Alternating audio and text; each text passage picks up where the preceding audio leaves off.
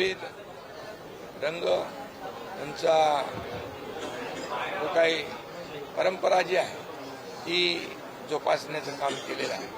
आणि म्हणून दरवर्षी या आनंद आश्रमामध्ये टेंबी नाक्यामध्ये हजारो कार्यकर्ते येतात आणि प्रत्येक सण उत्सव साजरा करतात। धर्मवीर आनंद दिघे साहेब यांनी या ठाण्यामध्ये सर्व सण गणपती, नवरात्रोत्सव,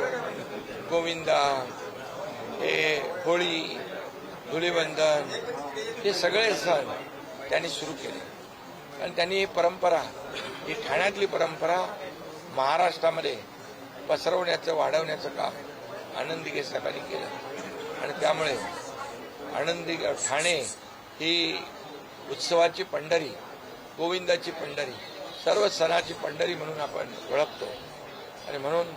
धर्मवीर आनंद दिघे साहेबांना या प्रसंगी मी वंदन करतो, बाळासाहेबांनी वंदन करतो आणि पुन्हा एकदा सर्व तमाम बळीराजा आहे, शेतकरी आहे, कष्टकरी आहे, कामगार आहे, आमच्या लाडक्या बहिणी आहेत, लाडके भाऊ आहेत, ज्येष्ठ आहेत, या तमाम महाराष्ट्रातल्या जनतेच्या आयुष्यामध्ये आनंदाच्या सप्तरंगांची बरसात हो अशी पुन्हा एकदा आई जगदंबेच्या चरणी प्रार्थना करतो आणि तुम्हाला सगळ्यांना